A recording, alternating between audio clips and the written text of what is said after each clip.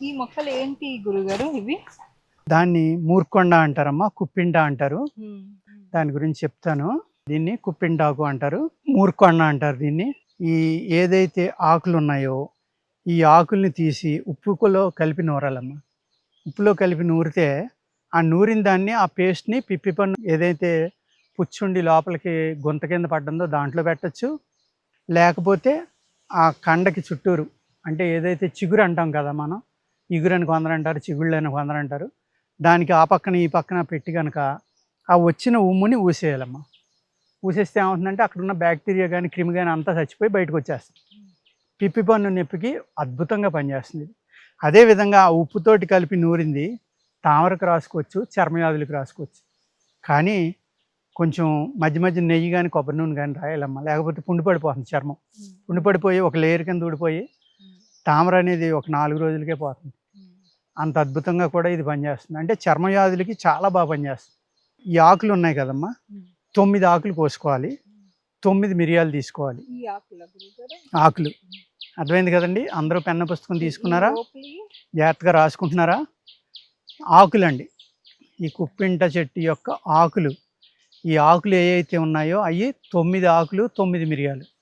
అలా మీరు ఎక్కువ కావాలనుకోండి ఒక 100 ఆకులు తీసుకోండి, 100 మిరియాలు తీసుకోండి. వీటిని బాగా మెత్తగా నూరి బఠానీ గింజ అంత మాత్ర కట్టుకుని 3 పూట్ల 3 మాత్రలు వేసుకుని పాలు తాగాలి. అర్థమైందండి? పాలన్నమే తినాలి.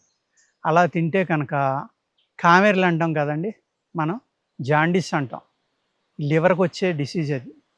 దానిపైన ఇది చాలా అద్భుతంగా పనిచేస్తుందండి. ఇది ప్రతి ఇంట్లోని ప్రతి దొడ్లోని మొలిసే మొక్క. ఇది వర్షం పడేటికి మొలిసేస్తుంది, తడి ఉంటే కనుక ఎక్కడైనా ఉంటుందండి ఇది. దీంట్లో 2 రకాలు ఉంటాయండి. ఒకటి ఏంటంటే కోలాకు, ఒకటేమో గుండ్రని ఆకు అండి. 2 రకాలు ఉంటాయి. ఆ 2 రకాలు కూడా మనకి మెడిసినల్ ప్లాంట్గా చాలా బాగా ఉపయోగపడతాయి. దీని ఆకులు చెప్పాను కదమ్మా, మరోసారి చెప్తున్నాను. 9 ఆకులు, 9 మిరియాలమ్మ తీసుకుని నూరుకోవాలి. మీకు ఎక్కువ మందు కావాలనుకోండి ఒక 100 ఆకులు తీసుకోండి, 100 మిరియాలు తీసుకోండి. లేదు 200 ఆకులు తీసుకోండి, 200 మిరియాలు తీసుకోండి. తీసుకుని దీన్ని కొద్దిగా నీళ్లు చిలకరించుకుని మాత్ర అయ్యేలాగా చక్కగా నూరుకోండి. నూరుకున్న తర్వాత ఏం చేయాలంటే దాన్ని ఉదయం ఒక మాత్ర, సాయంత్రం ఒక మాత్ర వేసుకోవాలమ్మా. వేసుకుని పాలు తాగాలి. అర్థమైందా? బఠానీ సైజు మాత్ర కట్టుకోవాలి. దీంట్లో కొద్దిగా హార్ట్ కర్పూరం కూడా కలుపుకోవచ్చండి మీరు కావాలంటే. ఇది బాగా పసిరి వాసన వస్తుంది కాబట్టి, హార్ట్ కర్పూరం వాసన చాలామందికి ఇష్టం కాబట్టి అది క్యారియర్గా కూడా ఉపయోగపడుతుంది, క్రిమిని చంపడానికి ఉపయోగపడుతుంది, వైరస్ని చంపుతుంది, బ్యాక్టీరియాని చంపుతుంది. అనేక రకాల అద్భుతమైన లక్షణాలు ఒక మెడిసినల్గా హార్ట్ కర్పూరానికి గొప్ప ఉపయోగాలు ఆయుర్వేదంలో రాశారండి. అంచేత కొద్దిగా హార్ట్ కర్పూరం కూడా కలుపుకోండి. మీరు కలుపుకుంటే రక్తశుద్ధి అవుతుంది, అన్నీ అవుతాయండి. పచ్చిగా ఉండాలి ఇది తిన్నప్పుడు. వంకాయ, గోంగూర, అదేవిధంగా చింతపండు ఒకటి, లేకపోతే పనసకాయ గింజలు కానీ, గుమ్మడికాయ కానీ, ఇటువంటివి తినకూడదు అనమాట. ఏదైతే మనం అపజ్యం అంటామో లివర్లో, హై ప్రోటీన్ ఫుడ్ ఇలాంటివి తినకుండా ఉంటే కనుక లివర్కి చాలా అద్భుతంగా పనిచేస్తుందండి.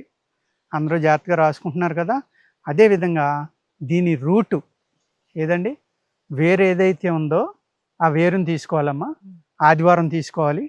తీసుకుని దాన్ని జాగ్రత్తగా వాష్ చేసి దాని మీద శాండ్ పార్టికల్స్ కానీ, లేకపోతే ఒక ఫంగల్ కానీ, బ్యాక్టీరియా కానీ, భూమిలోంచి తీసేది కదా వేరు, రకరకాలు ఉండొచ్చు, ఆ సాయిల్లో ఉన్నాయి.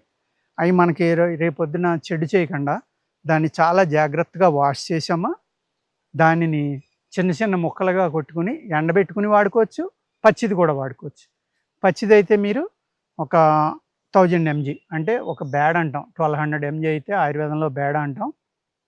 అంతంత చిన్న బఠానీలాగా 2-3 మాత్రలు ఉదయం 2, సాయంత్రం 2 వేసుకుంటే కనుక మీకు ఎన్ని రకాలుగా పనిచేస్తుందంటే ఇది లివర్ మీద పనిచేస్తుంది, దగ్గు మీద పనిచేస్తుంది, రొంప మీద పనిచేస్తుంది, అలాగే చర్మవ్యాధుల మీద పనిచేస్తుంది. ఇది ఇంట్లో మొలిసి చిన్న మొక్కే కదా, ఇదే ఇన్ని రకాల అని అనుకోవద్దు. నేను ఇంకా ఈ వీడియోలో కొన్నే చెప్తున్నానండి. దీని గురించి ఇంకా 2 వీడియోలు చేస్తాను దీని మీద. ఈ ఒక్క వీడియోతోటి ఇది అయిపోయిందని మీరు అనుకోవద్దు. ఇది చాలా అద్భుతమైన మెడిసినల్ ప్లాంట్ అండి.